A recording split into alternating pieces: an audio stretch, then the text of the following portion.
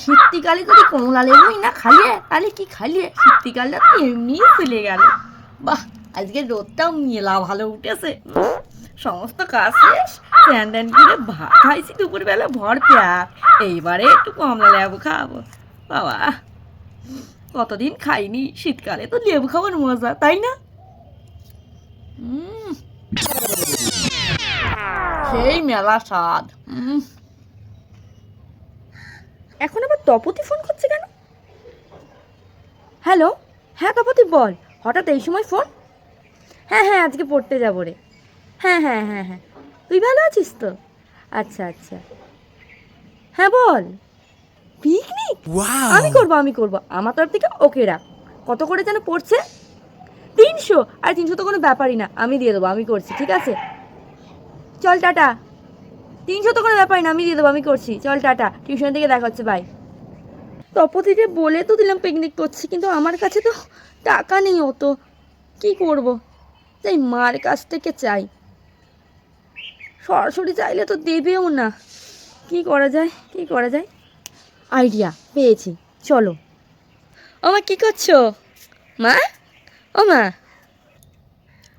কি হয়েছে? সারাক্ষণ তো ম্যামা করিস। দেখেছিস মা একটু ছাদে রোদুরে বইয়েছে, লেবুটা নিয়ে খাচ্ছে, অমনি জ্বালাতে চলে আসিস। বল কি হইয়ে, কি লাগবে বল, আবার কি চাই তোর বল। ও মা, তোমার হাত পাটা একটু টিপে দেবো? এই রোদুরে বসে আছে, বেশ ভালোই লাগবে। তুই কাজ করবি? কি লাগবে বল। তাহলে অন্য কোনো কাজ থাকলে বলো, আমি করে দিচ্ছি। অত কাজের সূচনা দিতে হবে না মা, তুমি কি চাটিয়ে সেইটা চাও। হ্যাঁ, কারণ অত রত্ন করবা আমি নই যে তুমি এসে বলবো মা আমি কি কাজ করবো, বা মা আমি এইটা করে দেবো। তুমি অত ভালো কপাল আমার না, আমি তো আর রত্ন করবা নই যে আমি অত সুন্দর একটা মেয়ে জন্ম দেবো। তুমি বলো মা কি লাগবে। ডিসেম্বর মাসে বেঁধে ঠান্ডা পড়ে গেছে, এই ঠান্ডায় একটু পিকনিক টিকনিক করতে হয়।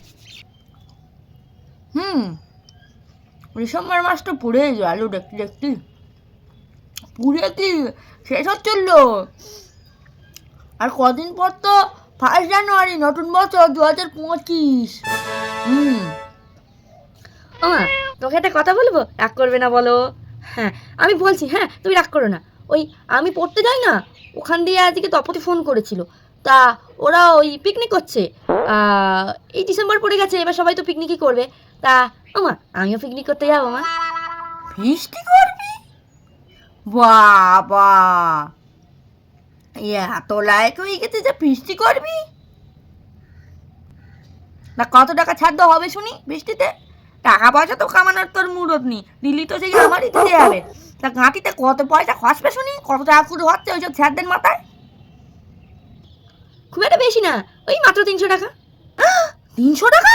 এময়ে 500 খাসির মাংসের দামে এময়ে নেই পিকনিক করতে যাবে? ও ঠাকুর ঠাকুর, ও মা, তোরে আমি 500 খাসির মাংস নিয়ে রাতে দেবো নি। তুই খাবি, আমি খাবো, তোর বাপ খাবে, পল্টুও খাবে। বাবা, পিকনিক করতে গেলে কত টাকা লাগে? উনি একদিন পিকনিক করতে যাবেন, আর আমার পুরো একটা সপ্তাহ আবার খাটি খাটি খাটি খাটি জীবনটা যাবে। মা জ্বরে এসে উঠতে পারতেন না। মা ব্যাডমিন্টন খেলতে দিয়ে পুড়ে গিয়ে মাথায় ব্যথা। মা সবজি কাটতে গিয়ে আঙুলি কেটে গেছে। মা পাপড় ভাজ দিকে তেলের ছিটে লেগেছে। মা ওগো রান্না ভালো না, আমি আর পিকনিক করতে যাবো না কোনো দিন। পিকনিক মারাচ্ছে, কোনো পিকনিক টিকনিক হবে না। 300 টাকা দাও না, পিকনিকটা করি, সবাই আসবে, সবাই মেলা মজা করবে। যাই না মা, দাও। পায়টা ধরনি, আমি দিচ্ছি। পয়সা সব শেষ করতে 2 3 আয়না ধর। 30 টাকা? এই 30 টাকা নিয়ে আমি করবো কি? আমি চাইলাম তোমার কাছে 300 টাকা, তুমি আমার হাতে ধরে দিচ্ছ 30 টাকা। এই 30 টাকা নিয়ে আমি কি করবো? আজকালকার দিনে 30 টাকায় কিছু হয়? কেন?